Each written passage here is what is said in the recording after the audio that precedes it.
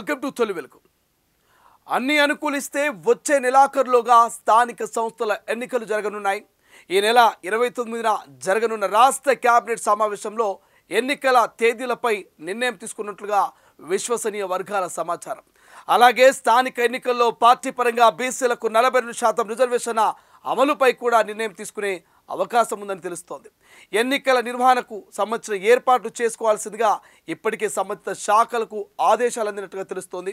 కాగా 35 నుంచి 40 రోజుల్లో 2 ఎన్నికలు అంటే సర్పంచ్ ఎంపీటీసీ ప్రక్రియ ముగించేలా ఏర్పాట్లు చేసుకుంటామంటూ ఇప్పటికే ఆయా శాఖలకు సర్కారు చెప్పినట్లుగా సమాచారం.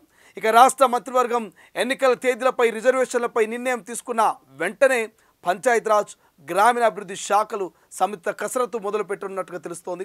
సెప్టెంబర్ మొదటి వారంలో ఎన్నికల నోటిఫికేషన్ విడుదల చేసి నెలాఖరులోగా గ్రామ పంచాయతీ లేదా మండల జిల్లా పరిషత్లో 1, ఆ తర్వాత 2 వారాల్లో అంటే అక్టోబర్ 15లోగా మరొక ఎన్నికల ప్రక్రియను పూర్తి చేసేందుకు సిద్ధంగా ఉన్నట్లు అధికారులు చెబుతున్నారు.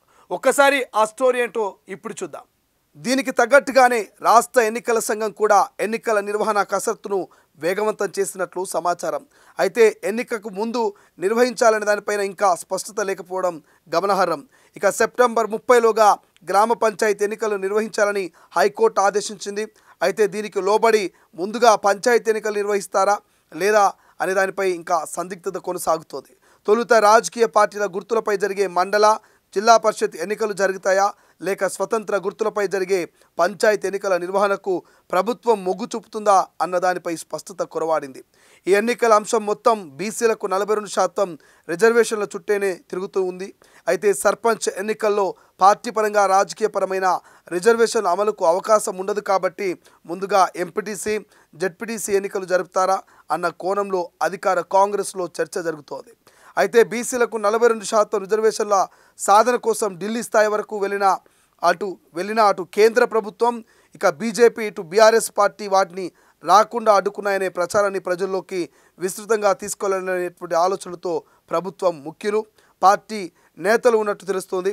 అయితే పార్టీ గుర్తులపై జరిగే ఎంపీటీసీ జెడ్పీటీసీ ఎన్నికలను ముందుగా నిర్వహించి బీసీలకు 42% రిజర్వేషన్లు కల్పనకు కాంగ్రెస్ పార్టీ కట్టుబడి ఉందనే సందేశాన్ని ప్రజల్లోకి తీసుకెళ్లాలంటూ ఇక భావిస్తున్నట్టు తెలుస్తోంది. స్థానిక సంస్థలకు ఎన్నికలు జరపని కారణంగా కేంద్రం నుంచి గ్రామ పంచాయతీలకు రావాల్సిన నిధులు నిలిచిపోయాయి. దీంతో పల్లెల్లో అభివృద్ధి పనులు స్తంభించిపోయాయని విమర్శలు వస్తున్నాయి. ఈ నేపథ్యంలో గ్రామాలకు నిధుల విషయానికే ప్రాధాన్యత ఇచ్చే పక్షంలో తొలుత పంచాయతీ ఎన్నికలు నిర్వహించాలంటూ అధికారులు సూచిస్తున్నట్టు తెలుస్తోంది. హైకోర్టు కూడా పంచాయతీ ఎన్నికల నిర్వహణకు సంబంధించి ఆదేశాలు ఇచ్చినందున ముందుగా వాటిని జరిపితేనే మంచిదని అభిప్రాయం వ్యక్తమవుతుంది.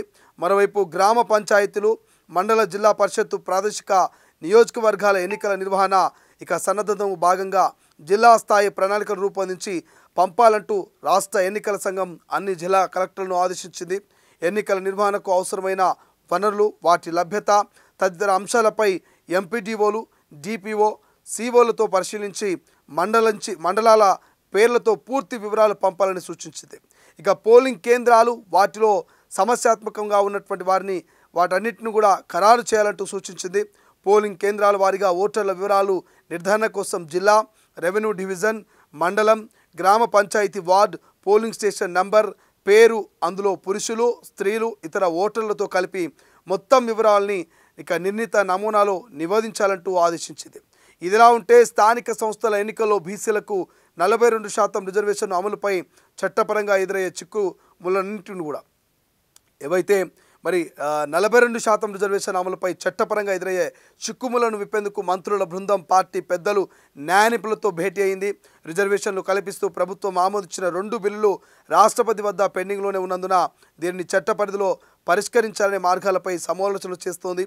ఒకవేళ జీవోలు ఇస్తే ఎదురయ్యే సవాలు దీన్ని ఎదుర్కొనేందుకు అనుసరించాల్సిన కార్యాచరణ కులగణన ద్వారా వచ్చిన ఎంపారికల్ డేటాను న్యాయ వ్యవస్థలో ముందుంచే ఇక అంశాలపై క్షుణ్ణంగా చర్చించి 50% మించి రిజర్వేషన్ అమలవుతున్న రాష్ట్రాలు వాటిపై గతంలో కోర్టులు ఇచ్చిన తీర్పులు రాజ్యాంగ నిబంధనలన్నిటిపైన చర్చలు జరిపింది.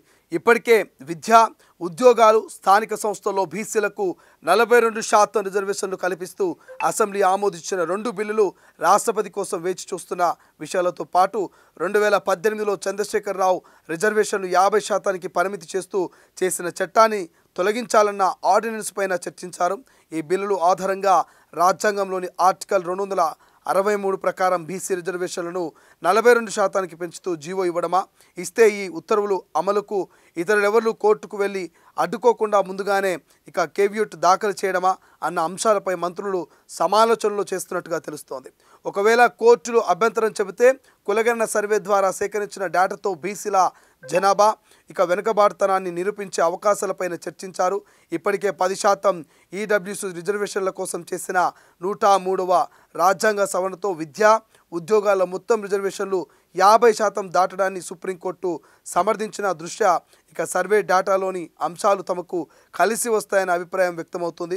50% రిజర్వేషన్లు దాటితే సమానత్వపు హక్కు ఉల్లంఘన జరిగినట్లవుతుందని, అసాధారణ పరిస్థితుల్లో మాత్రమే 50% పరిమితిని దాటవచ్చని సుప్రీంకోర్టు గతంలో మరాఠాల రిజర్వేషన్లపై తీర్పిచ్చిన నేపథ్యంలో ఎంపారికల్ డేటాను ఎంతవరకు ప్రామాణికంగా చూపవచ్చనే అంశంపైన చర్చించారు. హైకోర్టు విధించిన గడువు సెప్టెంబర్ 30లోగా ఎన్నికలు నిర్వహించాలనే పరిస్థితిలో అదనపు గడువు కోరే అవకాశాలపైన చర్చలు జరిగాయి. అయితే ఈ నెల 29న జరిగే కేబినెట్ భేటీలో చర్చించి తుది నిర్ణయం తీసుకునేటువంటి అవకాశం కనిపిస్తోంది. అసలైన తొలి వెలుగు. ఫాలో వాట్సాప్ @తొలి వెలుగు official.